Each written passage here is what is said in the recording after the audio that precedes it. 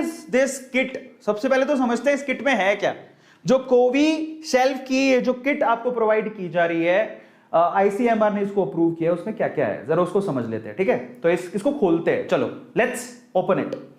चलो शुरू करें, बहुत बढ़िया। तो जरा समझो इसमें क्या क्या है, ओपन करते हैं कंटेंट। सबसे पहले इसमें क्या होता है, इसमें एक एक्सट्रैक्शन ट्यूब होती है, जरा ध्यान से देखना।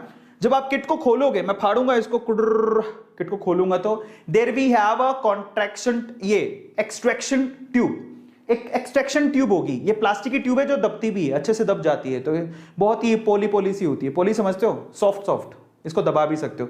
यहां पे एक नोजल है, इसको आप जब बंद करोगे तो यहां से आप बाहर भी निकाल सकते हो लिक्विड। क्या करना है मैं आपको बताता हूं। सबसे पहले तो चीजें कौन कौन सी होती हैं, ऐसी एक ना वहां पर एक्सट्रैक्शन ट्यूब निकलेगी। इस एक्सट्रैक्शन ट्यूब के अंदर है ना ऑलरेडी एक लिक्विड भरा होता है, जो कि किट के साथ ही आता है, और ऊपर से ना कैप लगा होता है, मजबूती से बंद होता है। इसके अंदर एक लिक्विड आएगा जो कि किट में ही आपके लिए दिया होता है। आपको ये खाली ट्यूब नहीं होती है, इसके अंदर एक लिक्विड ऑलरेडी होता है और ऊपर से कैप लगी होती है, और यहां पर है ना ये एक नोजल लगा हुआ है। इसका यूज क्या है मैं आपको बताता हूं। तो ये एक्सट्रैक्शन ट्यूब मिलेगी। सबसे पहले तो देखो, नॉलेज जितना बढ़ाओगे उतना फायदा है। फिर उसके बाद क्या होता है, उसके बाद इसके अंदर है ना एक, ये देखो नेसल स्वैब होता है। क्या होता है, नेसल स्वैब। अब ये नेसल स्वैब क्या है, ये है, जरा समझो। ये है, नाक में डालते हैं, वो तो नेजल, अच्छा मैं तो थोड़ी इंग्लिश खराब बोल रहा हूं, नेजल स्वैब बोलेंगे। नेजल स्वैब होता है, कुछ ऐसा होता है, जरा देख लो। वो नाक में डालने वाला, हिंदी में बोले अपन तो हिंदी भाषी हैं तो हिंदी में बात करेंगे।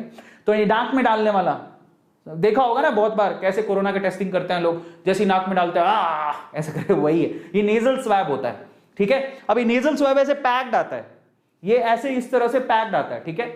अब इस पैक्ड में क्या होता है, इसका एक अपर पार्ट होता है जिसपे रुई लगी होती है, ये रुई वाला पार्ट, और एक कॉटन लगा होता है, कॉटन, ठीक है। एक लोअर पार्ट होता है जिसमें कॉटन नहीं होता। तो आपको ना जो कॉटन वाला पार्ट है वो नीचे रखना होता है, जिसपे कॉटन नहीं लगा है वो तो दिख जाएगा ना, ट्रांसपेरेंट है, आगे से ट्रांसपेरेंट होता है, पीछे से इसके कागज होता है, तो ट्रांसपेरेंट से दिख जाएगा जहां रुई लगी है। रुई वाले पार्ट को नीचे रखना है, और जो ये जो मजबूत पार्ट है जिसमें रुई कॉटन नहीं लगी हुई है उसको ऊपर रखना है, क्योंकि उसको फाड़ना पड़ेगा आपको। मैं तरीका बताऊंगा कैसे करना है, ठीक है। तो इसको नेजल स्वैब बोलते हैं। और नेजल स्वैब कुछ ऐसी होती है, जरा देखो, ऊपर एक जगह कॉटन होगा, ये ऊपर एक जगह कॉटन और एक जगह कुछ ऐसा होता है, ठीक है। और यहीं से आपको फाड़ना होता है, कॉटन को नीचे रखना होता है। कॉटन को गलती से भी हाथ लगा लिया तो गया, फिर नया किट मंगवाओ। कॉटन को हाथ नहीं लगाना, क्योंकि मेन चीज तो यही है, ठीक है। अब आगे चलते हैं, और क्या होता है उसके अंदर। फिर उसके बाद आपके उसके अंदर एक टेस्ट कार्ड होता है, एक टेस्ट कार्ड होता है इस तरह का।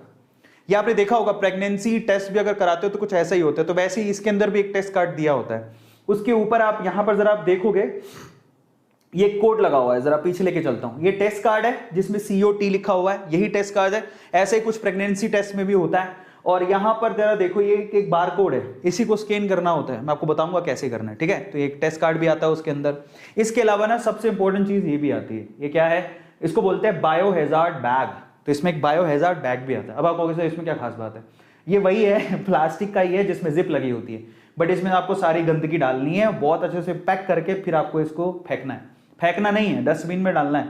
और ये बहुत क्रूशियल इसलिए क्योंकि कल को आपको हुआ कोरोना, तो आपको कम से कम किसी और को ना हो, तो इसको अच्छे से पैक करके डालना होता है। तो बायो हैजार्ड बैग भी वो साथ में देते हैं। तो ये किट के अंदर ये सामान आता है। अब